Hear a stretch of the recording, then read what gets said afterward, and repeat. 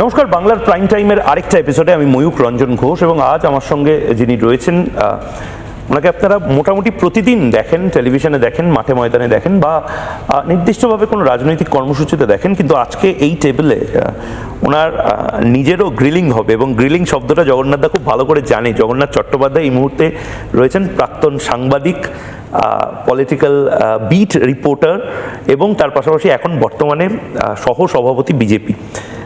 তো তুমি এই সাংবাদিক থেকে, আমি শুনেছিলাম যে তুমি, মানে এটা নিয়ে চর্চাও হয়েছিল যে তুমি প্রথমে যে রিপোর্টিংটা, সেই রিপোর্টিংটা চালিয়ে যাচ্ছিলে ফেজ 1 ফেজ 2 এর ভোট অব্দি, তারপরে তোমার নাম বেরোয় ফেজ 3-তে, তারপরে তুমি রিজাইন করে তারপরে ভোটে দাঁড়াও।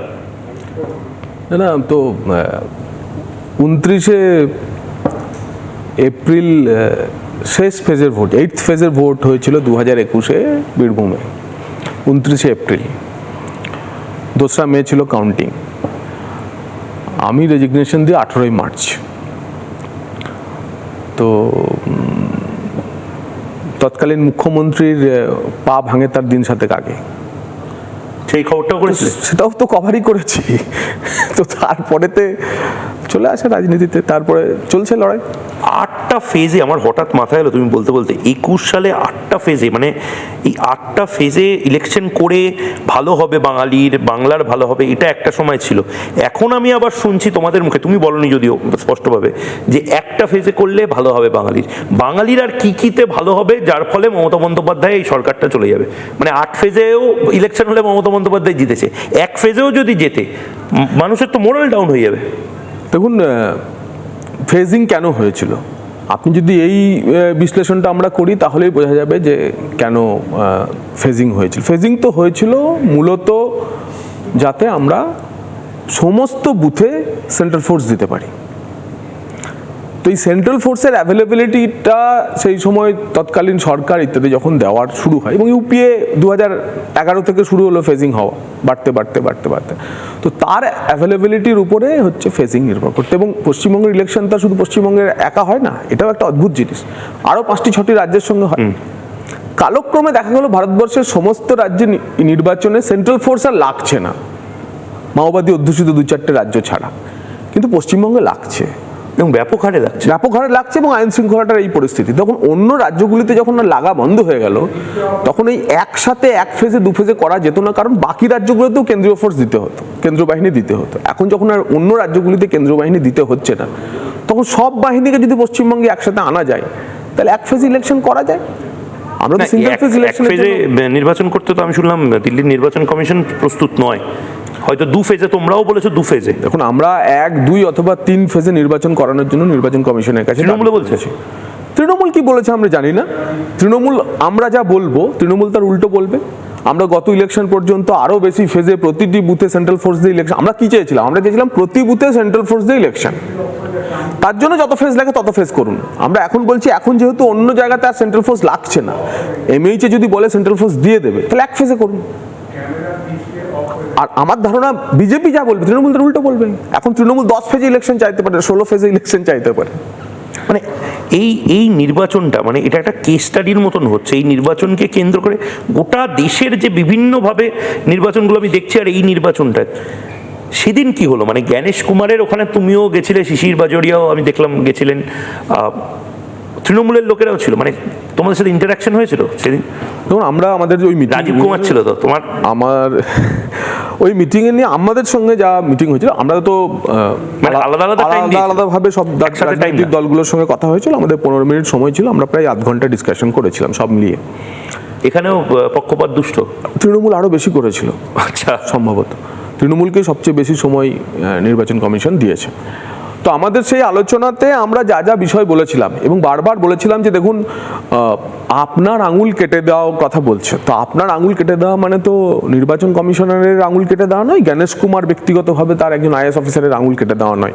এটা হচ্ছে ভারতবর্ষের যে নির্বাচন করানোর যে সর্বোচ্চ প্রতিষ্ঠান, সেই প্রতিষ্ঠানের যে অধিকার, প্রতিষ্ঠানের যে এখতিয়ার, প্রতিষ্ঠানের যে ক্ষমতা, সর্বোচ্চ ক্ষমতা যা সংবিধান থেকে পাওয়া যায়, তার আঙুল কাটা।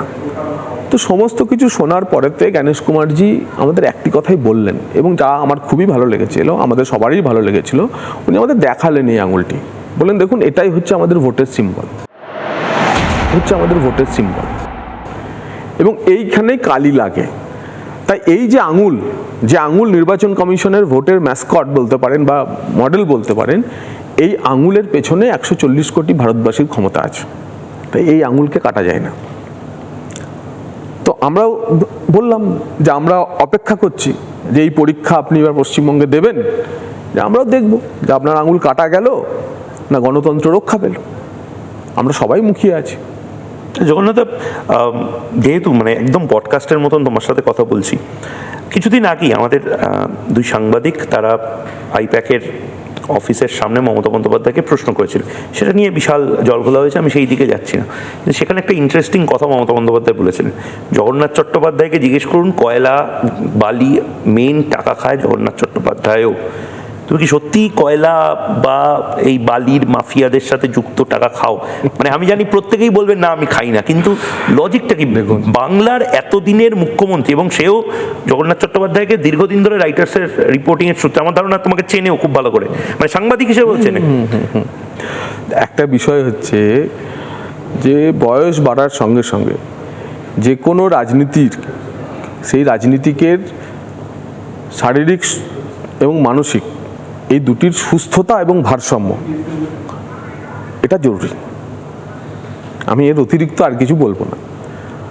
মাননীয় মুখ্যমন্ত্রী 72 বছরে, আমি 72 বুড়ি বলতে চাই না তাকে, কিন্তু তিনি সুস্থ থাকুন, শারীরিক দিক দিয়ে সুস্থ থাকুন। কিন্তু সেটা তো তোমার উত্তরটা দিলে না। মানসিক দিক দিয়ে সেই ক্লিপটাও আমি চালাবো, জগন্নাথ চট্টোপাধ্যায়কে জিজ্ঞেস করুন। বলছে কয়লার টাকা কে খায়? অমিত শাহ খায়, হোম মিনিস্টার। কি করে খায়? গদ্দারের থ্রুতে টাকা যায়। গদ্দার অ্যাডপ্টেড সন হয়ে গেছে, গদ্দারের থ্রুতে টাকা দেয়। সাথে আছে এক জগন্নাথ, জগন্নাথ ধামের জগন্নাথ নয়, পুরীর জগন্নাথ নয়, বড় ডাকাত জগন্নাথ বিজেপির। জগন্নাথের থ্রুতে টাকা যায় শুভেন্দু অধিকারীর কাছে, আর শুভেন্দু অধিকারীর থ্রুতে টাকা যায় অমিত শাহর কাছে। শুনুন, আপনাদের ভাগ্য ভালো এখনো যে আমি চেয়ারে আছি বলে না ওই পেন ড্রাইভ গুলো বাইরে বের করে দিই না। বেশি লাগালে কিন্তু বলে দিচ্ছি আমার কাছে সব পেন ড্রাইভ করা আছে, আমি কিন্তু ভান্ডা ফাঁস করে দেবো। আমি একটা জায়গা পর্যন্ত সৌজন্যতা মেনটেন করি, বাট মনে রাখবেন লক্ষণের সীমারেখা একটা আছে, দণ্ড কাটা একটা দণ্ডি আছে। লক্ষ্মণের দণ্ডি পেরিয়ে গেলে কিন্তু আর সামলে রাখতে পারবেন না। আমি অনেক কিছু জানি। দেখুন, কিছু বিষয় আছে যেগুলোর কোনো কিছু বলার দরকার নেই। মমতা বন্দ্যোপাধ্যায় প্রতিহিংসার নাম। মমতা বন্দ্যোপাধ্যায় তার শত্রুকে চূর্ণ বিচূর্ণ করে দেওয়ার নাম। সামান্যতম যদি আমার কোনো খুঁত থাকতো, ময়ূক, যেদিন থেকে আমি সাংবাদিকতা ছেড়ে রাজনীতিতে এসেছি, প্রতিদিন অগ্নি পরীক্ষা শুধু আমাকে না, আমার পরিবারকেও দিতে হয়েছে, আমার বৃদ্ধ বাবা মাকেও দিতে হয়েছে। সে বিস্তারিত সময় আসলে বলবো। যদি সামান্য খুঁত পেত, গুড়িয়ে দিতেন মমতা বন্দ্যোপাধ্যায়। এবং যা যা তিনি বলেছেন, আপনারাই তো বলেছেন বারবার যে পুরোটাই মিথ্যার উপরে চলেন।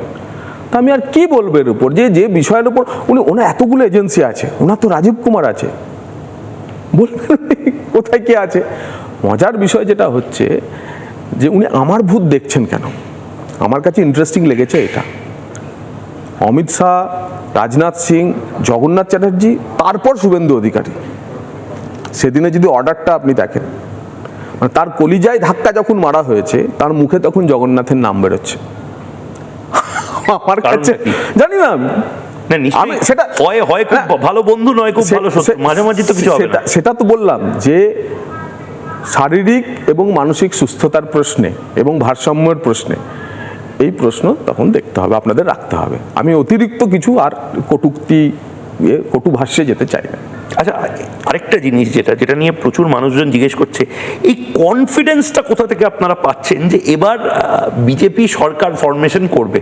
মানে আপনাদের, আমি কিছুদিন আগেই দেখলাম যে অনেকে বলছে যে আপনাদের পরিবর্তন যাত্রাটাও নাকি হিউজলি সাকসেসফুল না, অনেক সাংবাদিক তারা নাকি বলা বলি করছে। আপনাদের গ্রাউন্ডে এত লোক আছে, মানে কোন বেসিসে বলছেন? এবার তো আমারও সন্দেহ হচ্ছে যে হয়তো মমতা বন্দ্যোপাধ্যায় যেটা বলছেন গট কিছু একটা করে রেখে দেওয়া হয়েছে। এবার মানুষের কাছে পৌঁছে তাদের ফিডব্যাক থেকে বলছি, তৃণমূল কংগ্রেস পশ্চিমবঙ্গের রাজনীতি থেকে অতীত হয়ে গেছে, তৃণমূল কংগ্রেস চলে গেছে। খাতায় কলমে হবে যেদিন ভোটের ফলাফলটা বেরোবে, মিলিয়ে নেবে। তৃণমূল আর নেই, তৃণমূল নেই, তৃণমূলের এত কর্মচারী, এত তৃণমূল আর নেই। সেটা তো রেটরিক হলো। খাতায় কলমে প্রমাণ হবে যেদিন ভোটের ফলাফলটা প্রকাশ পাবে। কেন? মাটিতে যাওয়ার অভিজ্ঞতা থেকে বলছি, এখন আমি ঘুরছি শুধু গ্রামে গ্রামে, তার অভিজ্ঞতা থেকে বলছি, ট্রিমেন্ডাস অ্যান্টি ইনকামবেন্সি। 21-এও ছিল, 24-এও ছিল। তৃণমূল তার শেষ অস্ত্র প্রয়োগ করে দিয়েছে, আর একটি অস্ত্র প্রয়োগ করা বাকি আছে। শেষ অস্ত্র কি? ভাতা, যুবসাথী, লক্ষ্মীর ভাণ্ডার। বাংলার মায়েদের প্রত্যাশায় ছিল 2000 টাকা হবে, 1500 টাকা হওয়াতে খুশি না। ভারতীয় জনতা পার্টি বলেছে আমরা 3000 দেব। তারা আমাদের কথা বিশ্বাস করছে, মমতা বন্দ্যোপাধ্যায়ের কথায় তারা আশাভঙ্গ হয়েছে, কারণ তাদের এক্সপেকটেশন ছিল 2000 টাকা পাবো, বাড়িয়ে 2000 টাকা করবে। তাই লক্ষ্মীর ভাণ্ডার পেলেও বাংলার মায়েরা ঠিক করেছেন এবার সম্মানটাই আসল, টাকা না। 2, কাউন্টার প্রোডাক্টিভ হতে চলেছে যুবসাথী। কেন? 84 লক্ষ আবেদন করেছে, বাজেট প্রভিশন ছিল, এদের ভাবনা ছিল 20-22 লক্ষ। যুবসাথীর টাকা ঢুকে গেছে তো, সব বলছি। 20-22 লক্ষ অ্যাপ্লিকেশন হবে, 1005 কোটি টাকা লাগবে। অ্যাপ্লিকেশন খোলার পর 84 লক্ষ অ্যাপ্লিকেশন হলো। আমরা চ্যালেঞ্জ করেছিলাম যে 84, কারণ এখনও তার ডেটা এন্ট্রি হয়নি। 65 লক্ষ যে ব্লকে ব্লকে জমা পড়েছে তার ডেটা এন্ট্রি পর্যন্ত হয়নি। মাননীয় ঘোষণা করে দিয়েছেন ধর্মতলার মঞ্চ থেকে। 19 লক্ষ অনলাইনে অ্যাপ্লিকেশন ছিল, সেই 19 লক্ষ অনলাইন অ্যাপ্লিকেশন থেকে 10,000 লোকের কাছে যুবসাথীর টাকা পাঠানো হয়েছে। এটা আপনি কনফিডেন্ট? বলছি আমি তো, খবর এটা, ব্রেকিং নিউজ। 10,000 আজকে 10 লক্ষ লোকের ঝাড়াই বাছাই করে এবং কোনো রকম ভেরিফিকেশন না করে, মানে ময়ূক রঞ্জন ঘোষ স্বনামধন্য সাংবাদিক, আপনি যদি অনলাইনে অ্যাপ্লিকেশন করে দিয়েছেন যুবসাথী, আর ওই 10 লাখের মধ্যে র্যান্ডমাইজেশনে আপনি যদি পড়ে গিয়ে থাকেন, আজকে আমরা 1500 টাকা ঢুকে যেতে পারতো, কিন্তু শুনলাম আজকেও 10 লক্ষ টাকা পাঠাতে পারছে না, এবং এই 10 লক্ষের বেশি টাকা আপাতত দিতেও পারবে না শুনছি। এবং যুবসাথী ব্যাকফায়ার করতে বাধ্য, তার কারণ 84 লক্ষ মানুষকে এরা টাকা দিতে পারবে না। 15,000 কোটি টাকা, প্রায় 1,500-2,000 কোটি টাকা মাসে আগামী 3-4 মাস আর দেওয়ার ক্ষমতা নেই। 1,24,000 কোটি টাকা লোন হয়ে গেছে। কিন্তু 1,500 টাকা করে মার্চ মাস মোবাইলে ঢুকছে, এই মাসটা 10,000 লোককে দিয়েছে, মাত্র 10,000, মাত্র 10,000। মানে কুমির ছাড়া 10,000। কাউন্টার করুক কেউ, তৃণমূলের সরকারের কে কাউন্টার করুক আমার এই কথার, যে 10,000-এর বেশি দেওয়া হয়েছে, ডিবিটি করা হয়েছে। যেহেতু মুখ্যমন্ত্রী ঘোষণা করে দিয়েছিলেন সেটা করার জন্য 84 লক্ষ লোককে দিক, আমরা তো বলেছিলাম ভোট ঘোষণার আগে 84 লক্ষ লোককে দিয়ে দিক। না, যদি 10 লাখকেও দিয়ে দিতে পারে কোনো লাভ হবে না, কারণ যুবকরা বলছে যে রাজমিস্ত্রির রোজের মূল্য হচ্ছে 500 টাকা, রাজমিস্ত্রির জোগাড়ের 300 টাকা, মুনিশমানদের যারা জমিতে যারা কাজ করে তাদের 250 থেকে 300 টাকা, আর শিক্ষিত বেকার তার হচ্ছে 50 টাকা। আমি রাজমিস্ত্রি, আমি আমার ছেলেকে শেখাচ্ছি, পড়াশোনা করাচ্ছি, গ্র্যাজুয়েট হবে, যাতে আর মানে যাতে তাকে আর রাজমিস্ত্রির কাজ করতে না হয়। না, সে যখন শিক্ষিত হলো একবারও বলছে না যে রাজমিস্ত্রির কাজটা বন্ধ করে দাও, তুমি রাজমিস্ত্রির কাজ করো প্লাস তোমার সাথে 1,500 টাকা দিচ্ছি, তুমি হয়তো প্রাইভেট টিউশনই করো, তারপরেও 1,500 টাকা করে পাচ্ছে, মানে 1,500 টাকা একটা গিফট দিচ্ছে সরকার। তো তাটাকে কি করে কমব্যাট করবেন? আপনি তো মমতা বন্দ্যোপাধ্যায়ের ব্যর্থতার কথাটাই বললেন। মানুষ সরকারের কাছে 5 বছরের কোনো কিছু চাই কি? মানুষ সরকারের কাছে কি প্রত্যাশা করে? স্থায়ী কর্মসংস্থান চাইতো, স্থায়ী স্বনিযুক্তি চাইতো না। সরকারের কাছে স্থায়ী স্বনিযুক্তির কোনো বিষয় আছে না, সরকারি বা বেসরকারি ক্ষেত্রে স্থায়ী কর্মসংস্থান দেওয়ার কোনো প্রক্রিয়া আছে। বেসরকারি ক্ষেত্রে গেলে দিতে হলে হয় পরিষেবা ক্ষেত্র অথবা শিল্পে আপনাকে বারো বিনিয়োগ আনতে হবে, যা পশ্চিমবঙ্গে নেই। মুড়ি মিল চিড়ে মিল হয় না পশ্চিমবঙ্গে এখন। গত 15 বছরে আপনি দেখাতে পারবেন মমতা বন্দ্যোপাধ্যায় কোনো কারখানার ধোঁয়া উঠছে তার ফিতে কাটছে? দেখাতে পারবেন না। আর সরকারি ক্ষেত্রে 5 লক্ষ পদ অ্যাবলিস্ট করে দিয়েছে, ডিএ দেবো না বলছেন। 25% ডিএ মানে একজন সরকারি কর্মচারীর বকেয়ার পরিমাণ 1.25 লক্ষ থেকে 1.5 লক্ষ টাকা। এরাই তো first polling officer, second polling officer, presiding officer হবে, ছেড়ে দেবেন বলছে। এর আগে তো ছেড়ে দিয়েছে এতগুলো ভোটে। মানে এসআইআর আগে এসআইআর হয়েছে, এখনো হয়েছে, এবারের এসআইআরটা এত হাইপ হচ্ছে কেন? কি আছে এসআইআরে, কি ব্রহ্মবস্তু আছে যেটাতে পুরোটা ঘুরে যেতে পারে বলে বাংলার অ্যান্টি মমতা অডিয়েন্স বিশ্বাস করছে? এসআইআরে কিচ্ছু নেই। তাহলে মমতা বন্দ্যোপাধ্যায় রিয়াক্ট করছেন না? মিথ্যেভাবে হাইপ করার জন্য উনি এভাবে রিয়াক্ট করছেন। গণতান্ত্রিক পরিবেশে গণতান্ত্রিক কাঠামোয় বিশ্বাস করা কোন রাজনৈতিক দল মৃত ভোটারের ভোটে জিততে চায়? ভূভারতে কোনো দল আছে কি যে বলবে? একমাত্র পশ্চিমবঙ্গে তৃণমূল কংগ্রেস বলছেন যে মৃত, একমাত্র পশ্চিমবঙ্গে তৃণমূল কংগ্রেস বলছে যে আমি মৃত ভোটারের ভোটে জিততে চাই। তো 58 লক্ষ যে বাদ গেছে, পরে আরো 5.5 লক্ষ 6 লক্ষ বাদ গেল, তো কারা বাদ দিল? তারা এই তো বিডিও এসডিও, তারাই তো বাদ দিল। এবং উনি এতদিন আমরা বিচারাধীন বন্দী শুনেছিলাম, এই বিচারাধীন ভোটার বানিয়ে দিলেন মমতা বন্দ্যোপাধ্যায়। এই বিচারাধীন ভোটার বানিয়ে দিলেন মমতা বন্দ্যোপাধ্যায়। দিব্যি চলে গেছিল 1,20,00,000 লজিক্যাল ডিসক্রিপেন্সির যে ভোটার ছিল, সেই ভোটারদের মধ্যে 95% লোককে ক্লিয়ার করে দিয়েছিল এই বিডিও এসডিওরা। আমরা যার বিরুদ্ধে কথা বলছিলাম যে কি করে করছেন আপনারা, ওই 13টি ডকুমেন্টের বাইরে প্যান কার্ড আছে কারোর, শুধুমাত্র তাকেও আপনারা ভোটার কার্ডে নাম রেখে দিচ্ছেন। উনি সুপ্রিম কোর্টে ঘাঁটতে গিয়ে বংশদণ্ডটি নিয়ে চলে এলেন।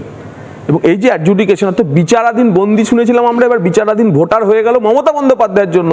এবং ওই 60 লক্ষ ভোটারের ভবিষ্যৎ নিয়ে উনি ছিনিমিনি খেললেন। এটাও তো সংবিধান বিরোধী। মানে একজন ভোটারকে বাদ রেখেও যদি নির্বাচন হয় সেটা তো অনৈতিক। বামেরা বলছে যে এই নির্বাচনটা পিছিয়ে দেওয়ার কথা। দেখুন, এই যে সংবিধানের প্রশ্ন তুলছেন, সংবিধান বিরোধী কি সংবিধান বিরোধী না, এই ক্ষমতা প্রয়োগ বা এই এখতিয়ারটা কে করছে এখন? না নির্বাচন কমিশন করছে, না কোনো রাজনৈতিক দল করছে, না পশ্চিমবঙ্গ সরকার করছে, না কেন্দ্রীয় সরকার করছে।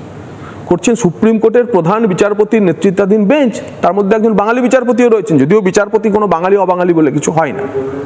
কিন্তু আমি বাঙালি বিচারপতির কথা উল্লেখ করছি এই কারণে যে বাংলার পার্সপেক্টিভটা তিনি অন্ততপক্ষে প্রধান বিচারপতিকে বোঝাতে পারবেন। সর্বোচ্চ ন্যায়ালয়ের সর্বোচ্চ বেঞ্চ, নির্বাচন কমিশনের ক্ষমতা, সংবিধানে বর্ণিত ক্ষমতা, সুপ্রিম কোর্টের ক্ষমতা, রাজ্য এবং কেন্দ্রের ভূমিকা বিচার করেই তো বিচারকদের হাতে 60 লক্ষ ভোটারের ভার তুলে দিয়েছেন। আপনি ভেবে দেখেছেন গতকাল যেটা হলো, তার জন্য তিনি ধর্ণা তুলে নিলেন এবং উনি বলছেন যে উনি নাকি ওনার নাকি সব রায় মেনে নিয়েছেন। আমি আপনাদের বলতে চাই, এই ট্রাইব্যুনালের অর্থ কি? হ্যাঁ, ট্রাইব্যুনালটা এবার কেসটা কোথায় দেখতে বলছি, 1 নম্বর বিধানসভার নাম মেকলিগঞ্জ, 1 নম্বর বিধানসভার 1 নম্বর বুথের নাম হয়তো আসাম সীমান্তের কোন একটি বুথ। ওই বুথে অ্যাডজুডিকেটেড ভোটার একটা নাম যদি বাদ যায়, সে অসম সীমান্ত থেকে তাকে হাইকোর্টের ট্রাইব্যুনাল বসবে, হাইকোর্টের প্রধান বিচারপতি কলকাতা হাইকোর্ট বা আশপাশের কোনো এলাকায়, তাকে নাম তোলার জন্য এখানে আসতে হবে। এবং সেখানে তো হাইকোর্টের বিচারপতির সামনে সে নিজে এসে হুজুর নাম তুলে দিন বললে হবে না, একটা লয়ার লাগাতে হবে। সেখানে তো কন্টেস্ট করবে ইলেকশন কমিশনও যে কেন বাদ হয়েছে। তাহলে যত নাম বাদ পড়বে তাদের জীবনে নাম উঠবে। কতজন কলকাতা শহরে এসে হাইকোর্টে এসে এই অ্যাডজুডিকেশন, এই তো আপনি ভয় পাইয়ে দিয়ে আপনার দল। আমি ভয় পাচ্ছি না। আমার বক্তব্য হচ্ছে যে উনি কি করলেন, উনি দেখুন কিভাবে একের পর এক করতে গিয়ে অবিশ্বাসের বাতাবরণটা তৈরি করতে গিয়ে এই 60 লক্ষ মানুষের ভবিষ্যৎটাকে শেষ করে দিলেন। প্রথমে বললেন যে ইআরওদের মানা হচ্ছে না, সুপ্রিম কোর্ট বললো ইআরওদের মানো। যখন ইআরওরা যখন ডিসপোজ করতে পারলো না, তখন সুপ্রিম নির্বাচন কমিশন মাইক্রো অবজারভারকে দিল। তখন বললো মাইক্রো অবজারভারকে আমরা মানি না, আমরা 7,000-8,000 লোক দেবো। তো যখন 7,000 লোক দেওয়ার কথা বললো, তখন সব গ্রুপ ডি স্টাফদেরকে বলে দিল এরা হচ্ছে আমাদের মাইক্রো অবজারভার।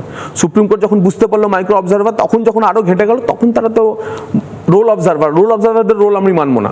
তখন বিচারক গতকালকে গিয়ে বলছে বিচারকদেরও আমি মানবো না, বিচারকদের প্রতি আমার ভরসা নেই। তো বিচারকদের হলে বিচারকরা যদি ভুল করে তাহলে কি হবে, বিচারকদেরও মানবে না। তো এবার হাইকোর্ট বসে হাইকোর্টের চিফ জাস্টিসকে বসিয়ে দিয়েছে।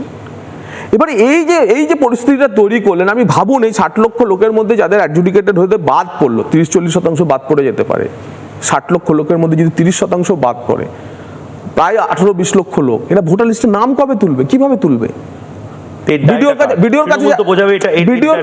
সম্পূর্ণভাবে মমতা বন্দ্যোপাধ্যায় এবং তার নেতৃত্বে তৃণমূল কংগ্রেস হলো। সুপ্রিম কোর্টে তো বিজেপির অমিত শাহ বা নীতিন নবীন গিয়ে করতে যায়নি, গিয়েছিলেন কি তারা জানেন?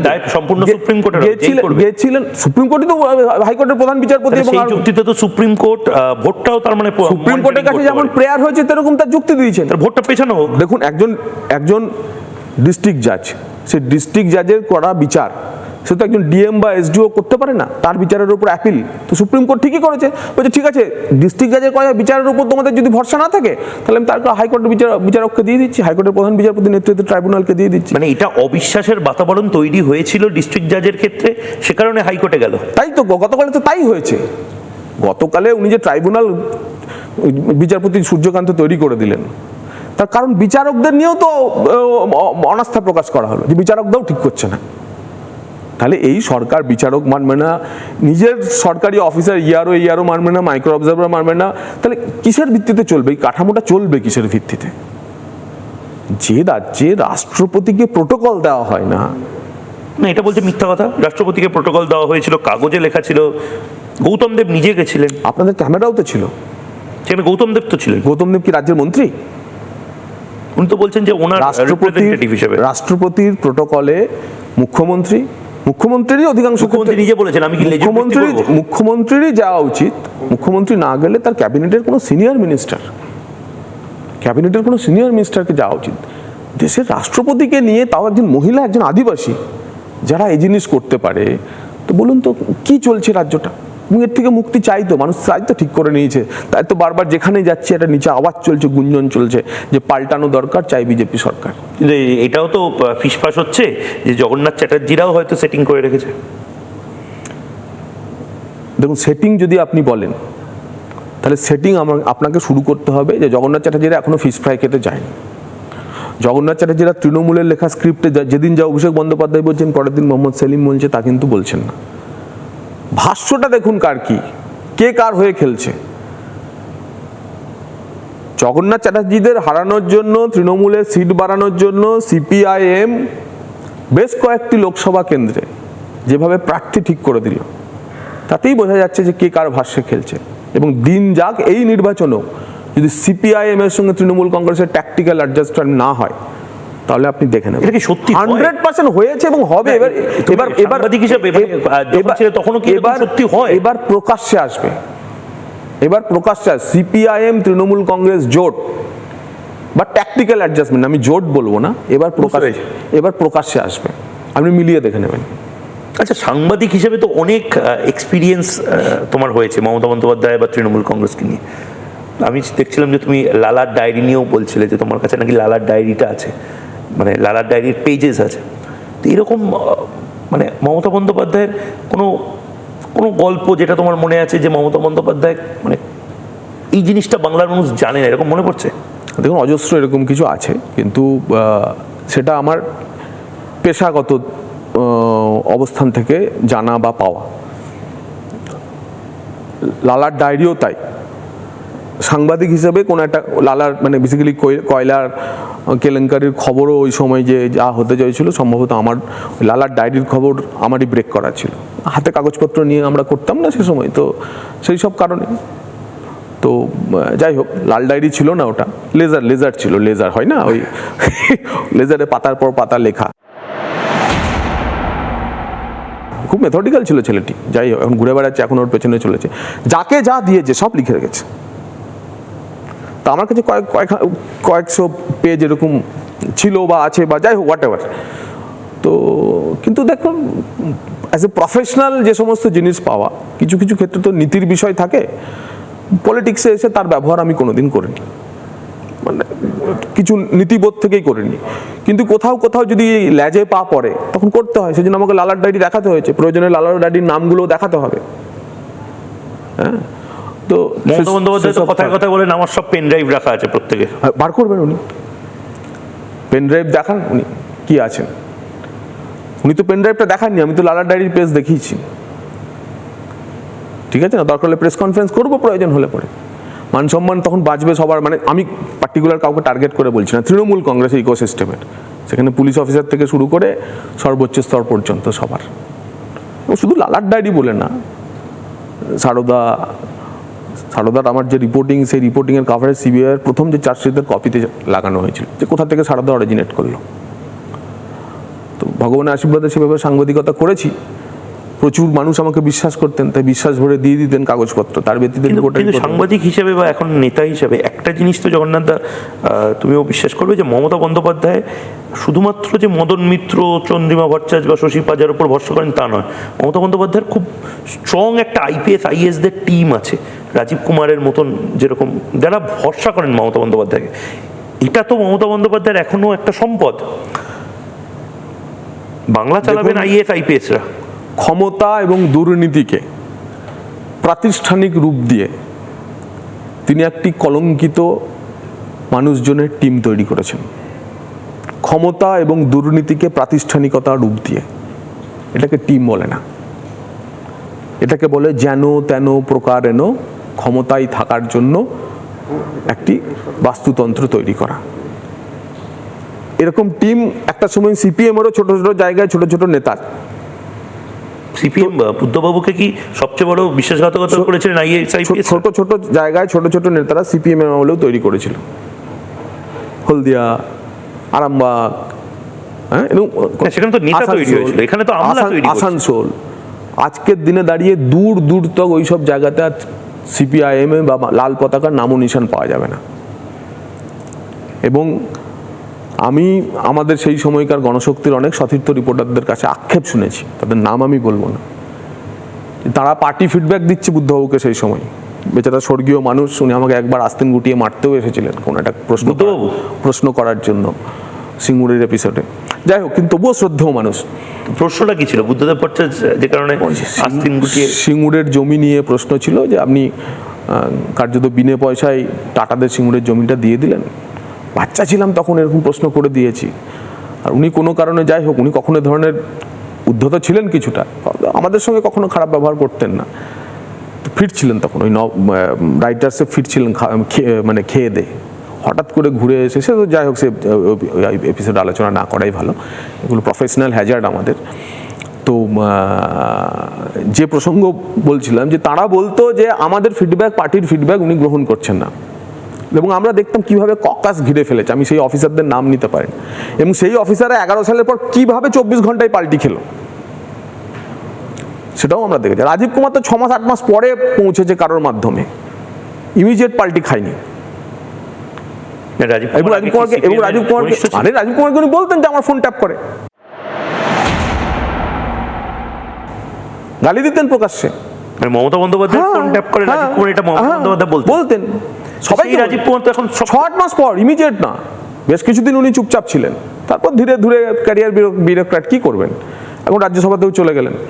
কিন্তু অনেককে দেখেছি যে 11 সালে যেদিন বুদ্ধবাবু লাস্ট চলে যাচ্ছেন, ভোট ঘোষণা হয়ে গেছে, MCC চালু হয়ে গেল, বুদ্ধবাবু আর আসবেন না বা ক্যাবিনেটের মন্ত্রীরা আসবেন না, সব ইলেকশন লড়তে চলে যাচ্ছে, সেদিনও যারা বুদ্ধবাবুকে টাটা বাই বাই করলেন, যেদিন ক্ষমতা হস্তান্তর হলো, সেদিন দেখছি মমতা বন্দ্যোপাধ্যায়ের সঙ্গে তারা ঢুকছেন। তো বিউরোক্র্যাটদের ভরসায় যারা সরকার চালিয়েছে, তো তারা তাদের ফিডব্যাক নিয়ে যারা চালিয়েছে, যখন চলে চলে চলে চলে মেশিন মনে হয় খুব ভালো চলছে, আর যেদিন ধাক্কা খাবে তাদের এদের ইনপুটেই ধাক্কা খাবে, এবং সেই রাম ধাক্কা এবার মমতা বন্দ্যোপাধ্যায় বা তৃণমূল কংগ্রেস খেতে চলেছে। মমতা বন্দ্যোপাধ্যায় নিজে কি বুঝতে পারছেন? মানে ওনার এতদিন ধরে আপনি মানে দেখছেন, পলিটিক্যাল অবজারভার বা ছাত্র হিসেবেও আমি যদি বলি, মমতা বন্দ্যোপাধ্যায় তো একটা মানে সাংবাদিকতা হোক, রাজনীতির একটা বড় পজিশন ঘিরে আছেন বাংলায়। ওনার বডি ল্যাঙ্গুয়েজ বদলে যাওয়া, উনি খুব বেশি করে কিছু কিছু জিনিস সামনে নিয়ে আসছেন, তার স্টাইল অফ পলিটিক্স চেঞ্জ করছেন বারবার। কোথাও কি উনি বার্তা পেয়েছেন, বা একটা গজ করা বলে না, রাজনীতিবিদরা আন্দাজ করতে পারেন? দেখুন, উনি ঘরে আমি যতটুকু ওনাকে টিভিতে দেখছি, ঘরে বাইরে উনি চাপের মুখে আছে বলে বুঝতে পারেন। আছেন উনি ঘরে বাইরে চাপের মুখে আছেন, ঘরের লড়াই এবং বাইরের লড়াই। মমতা বন্দ্যোপাধ্যায় রাজ্যের কি পরিস্থিতি আছে, কতটা বুঝছেন কি বুঝছেন না সেটা আমি জানি না, আশা করি বুঝছেন, সেজন্য শেষ অস্ত্র তার সেটাও প্রয়োগ করলেন, ধর্নায় বসে দিচ্ছেন, ধর্নায় বসে গেলেন। এছাড়া শেষ পর্যন্ত উনি আর কি করতে পারেন? আর একটি অস্ত্র বাকি আছে, সেটা হচ্ছে পুলিশের অপব্যবহার। ভাতা হয়ে গেছে, ধর্নায় বসায় হয়ে গেছে, ধর্না থেকে ওঠাও হয়ে গেছে, লোকে তো দেখলাম সোশ্যাল মিডিয়ায় মিম করছে, ধর্নায় এসেছেন, ধর্নায় যাবেন, ধর্নায় আগমন, ধর্নায় গমন, তো সেটাও হয়ে গেছে। কিন্তু বাংলার মানুষ বুঝে ফেলেছে যে এই সরকার আর নয়, 26-এর নির্বাচন, তৃণমূল কংগ্রেসের বিসর্জন, এটা বাংলার মানুষ বুঝে ফেলেছে। আর সেটা সম্ভবত তৃণমূল কংগ্রেসের সর্বোচ্চ নেতা নেত্রীরা বুঝতে পারছেন যে আর কোনোভাবে এবার ঘট উল্টাবে, আর কোনোভাবে রক্ষা হবে। বিজেপিকে লোকে আনবে কেন? বিজেপি দেবেটা কি? বিজেপি 50 বছর আমরা তো কোনো কেন্দ্রে যে দল আছে তাকে না সমর্থন করেই ভালো। দেখুন, এটা নিয়ে যদি বলতে হয় আমাকে একটু সময় দিতে হবে। প্রথমত হচ্ছে যে পূর্ব ভারতের জিও পলিটিক্স, আমি বড় ক্যানভাস থেকে ধরে ছোট জায়গায় যাব। পূর্ব ভারতের জিও পলিটিক্সে পশ্চিমবঙ্গ রাজ্যটির, যার 2400 কিলোমিটার বাংলাদেশের সঙ্গে বর্ডার, নেপালের সঙ্গে বর্ডার, ভুটানের সঙ্গে বর্ডার, এই রাজ্যটিতে একটি রাষ্ট্রবাদী রেসপন্সিবল গভর্নমেন্ট থাকা দরকার। কিন্তু জগন্নাথ দা, এইটা রেসপন্সিবল রাষ্ট্রবাদী গভর্নমেন্ট ধরে নিলাম, তৃণমূল বা সিপিএম নয়, সেটা না থেকেও তো 50 বছর দিব্যি ভারতটা অক্ষুণ্ণ থাকলো। আমি বলছি এটা এখন সময়ের ডাক হয়ে গেছে, যেভাবে প্রতিবেশী দেশগুলোতে যা যা ঘটনাক্রম ঘটছে। দ্বিতীয়ত, পশ্চিমবঙ্গের হারানো গৌরবকে পুনরুদ্ধার এবং পশ্চিমবঙ্গকে আবার রিএস্টাবলিশ করার জন্য এমন একটা সরকার দরকার যে সরকার পশ্চাৎমুখী নয়। আমি আপনার সাথে যখন এই কথা হচ্ছে, মানে খবর পেলাম যে মাদ্রাসা ঐক্য মঞ্চ তারাও রাস্তায় নেমেছে, মাদ্রাসা চাকরি প্রার্থী তারাও ইরিটেটেড, মানে মুসলিম সমাজও ইরিটেটেড হয়ে আছে। এই একটা পরিস্থিতিতে আপনাদেরও তো উচিত যে 30% পপুলেশন তাদেরকে কাছে নিয়ে আসা। আপনারা বীরভূমে আপনি ভোটে লড়ছেন হয়তো, কিন্তু আপনার ওখানে তো প্রচুর মুসলিম সম্প্রদায়ের মানুষ। আমরা তো বারবার মনে করে যে বিজেপি মুসলিম বিরোধী একটা দল। আমরা তো বারবার বলছি যে সনাতনী বাঙালি এবং রাষ্ট্রবাদী মুসলমানেরা একযোগে ঠিক করেছে যে এবার সরকারটা বদলে দিতে হবে। সনাতনী বাঙালি এবং রাষ্ট্রবাদী মুসলমানেরা একযোগে ঠিক করেছে। মমতা ব্যানার্জির উপরে, তৃণমূল সরকারের উপরে পশ্চিমবঙ্গের বাঙালি মুসলমানরা ভরসা হারিয়েছে। আপনি বলবেন কেন, কি বলছেন এসব, ভোটের জন্য বলছেন? বলেছিলেন এসআর আটকে দেবো, পেরেছেন আটকাতে? মুসলমানদের ভয় দেখিয়েছিলেন, পারেননি তো। বলেছিলেন ওয়াকআপ মানতে হবে না, ওয়াকআপ মানবো না, এবং প্রথমত গুমরাহ করেছেন, মানে ভুল বুঝিয়েছেন যে মসজিদের জমি, মাদ্রাসার জমি নাকি কেন্দ্র সরকার নিয়ে নেয়। এখন গ্যাস নিয়েও বলছেন যে ভারত সরকারের এই ওয়াকআফ থেকে, এই ওয়াকআফে যখন তাদের সমস্ত প্রপার্টি আপলোড করতে হলো, মমতা বন্দ্যোপাধ্যায় মানতে হবে না বলে দেওয়ার পরে তাদের যে বিপদে ফেললেন, সেদিন থেকে মুসলমানরা সরে গেছে। কিন্তু গ্যাস নিয়ে কি বলবেন? এই যে এলপিজি নিয়ে ভারত সরকার নাকি ভুল পলিসি নিয়েছে, এটাও তো মমতা বন্দ্যোপাধ্যায় বলছেন। দেখুন, মূল পলিসি এসআইআর এর থেকে এখন কিন্তু এলপিজি নিয়ে লোক খেপানো শুরু হয়ে গেছে। পলিসি বাদ দিন, মূল বিষয় কি? গ্যাসের দাম বেড়ে গেছে। তো বলতে চাইছেন যে গ্যাসের দাম বেড়ে যাচ্ছে। আরে উনি চাইলে তো সবকিছু করতে পারেন। 1,500 টাকা ভাতা দিতে পারছেন, আর 30-40 টাকা পার সিলিন্ডারে যে উনি বিক্রয় করটা নেন সেটা ছেড়ে দিতে পারছেন না। ভারতীয় জনতা পার্টির কার্যকর্তা হিসেবে দাবি করছি যে 60 টাকা যদি দাম বেড়েছে, আপনি যে প্রতি সিলিন্ডার পিছু যে বিক্রয় করটা নেন, পশ্চিমবঙ্গের বাঙালিকে রিলিফ দিন। 60 টাকা বাড়লে পরে 6 টাকা 8 টাকা বিক্রয় কর আপনারও বেড়েছে। তো আপনি 6 টাকা 8 টাকা বাদ দিন, আপনি যে সব মিলিয়ে 30-40 টাকা এক একটা সিলিন্ডারে আপনার, বা আরও বেশি সম্ভবত, যে বিক্রয় কর নেন সেটা ছেড়ে দিন। মমতা বন্দ্যোপাধ্যায় বাঙালিকে গ্যাসের উপর নেওয়া রাজ্য সরকারের যে বিক্রয় কর বা সেলস ট্যাক্স, সেটা ছেড়ে দিলেই তো গ্যাসের দাম কমে যায়। সেটা না কমিয়ে তিনি কেন বারবার বলছেন গ্যাসের দাম বেড়েছে, গ্যাসের দাম বেড়েছে? শুধু গ্যাসের দাম বেড়েছে না, লাইন দিয়ে গ্যাস পাওয়া যাচ্ছে না। গ্যাসের দাম না, সেই পরিস্থিতি এখনো কোথাও তৈরি হয়নি। আমিও গত পরশু গ্যাস বুক করেছি, আজকে আমার বাড়িতে গ্যাস এসেছে, এবং মিসড কল দিয়ে যখন জানেন সবাই গ্যাস বুক করে, আমিও তাই করেছি। তো এই পরিস্থিতি নেই, এটা নিয়ে একটা হাইপ তৈরি করার চেষ্টা করা হচ্ছে, এবং যা হয় মানুষকে ভুল বোঝানোর চেষ্টা করা হচ্ছে। কিন্তু পরিস্থিতি যখন মানুষ দেখবে যে গ্যাস বুক করলে গ্যাস চলে আসছে বাড়িতে, মানুষ এটা ঠাওর করবে, এবং মানুষ এ নিয়ে মোটেও বিভ্রান্ত হবে না। এবং ইরান আর ইসরায়েলের যুদ্ধ হবে, আমেরিকা তাতে যোগ দেবে। ইরান হচ্ছে পশ্চিম ভারতের সমস্ত জায়গাগুলোতে যে আক্রমণ করবে, সেটা তো নরেন্দ্র মোদী হাত গুনে বুঝতে পারেনি। যখন এই ঘটনা ঘটেছে, হারমুজ স্ট্রেট বা হারমুজ খাঁড়িতে যখন গ্যাসের বা জ্বালানি তেলের মুভমেন্ট যখন সমস্যায় পড়েছে, তখন সেই অনুযায়ী আমাদের রিজার্ভ বাড়ানো হয়েছে, এবং এখানে যারা আছে সমস্ত অয়েল কোম্পানিগুলোকে বলা হয়েছে যে এলপিজি তৈরি বাড়াও। তো যোগান অনুযায়ী এলপিজি তৈরি বাড়বে। আমরা রাশিয়া থেকে ক্রুড অয়েল কিনছি, বাকি যা কিছু করার সেটা করা হচ্ছে। কেন একটু রেশনিং করা হচ্ছে? রেশনিং এই কারণেই করা হচ্ছে, একটু সতর্কতা যে যদি পরিস্থিতি আরও খারাপ হয়, তার আগাম প্রস্তুতি হিসেবে এই রেশনিংটা করা হচ্ছে।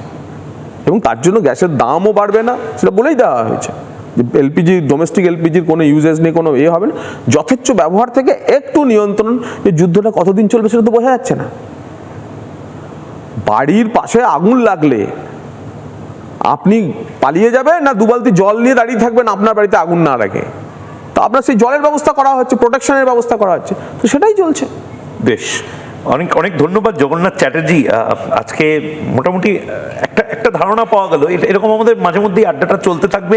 আপনার মতন অনেক নেতারাও আসবেন, আবার অনেকে আসবেন, অনেক অস্বস্তিকর প্রশ্নও থাকবে। যদিও আমি জানি না আজকে আপনার কোনো অস্বস্তিকর প্রশ্ন লেগেছে কিনা, কিন্তু এখনো আমি জানতে চাই যে কেন মমতা বন্দ্যোপাধ্যায় ওই কথাটা বলেছিলেন আপনাকে। সেটা অন্য একদিন হয়তো জানবো। বাংলার প্রাইম টাইমে প্রতিদিন আমরা কোনো না কোনো নিউজ মেকারকে, কোনো না কোনো নেতা বা কোনো না কোনো দলের কোনো না কোনো ব্যক্তিকে নিয়ে আসবো, যাদের থেকে আমরা একেবারে নির্ভেজালভাবে জানতে চাইবো, যেগুলো আপনারা জানতে চান মানুষের কণ্ঠস্বর হিসাবে। নানা ধরনের কন্টেন্ট দেখার জন্য লাইক করুন, শেয়ার করুন আমাদের ফেসবুক পেজ, সাবস্ক্রাইব করুন আমাদের ইউটিউব চ্যানেল। পাশাপাশি অন্যান্য ব্রেকিং নিউজের জন্য অবশ্যই চোখ রাখুন রিপাবলিক বাংলায়।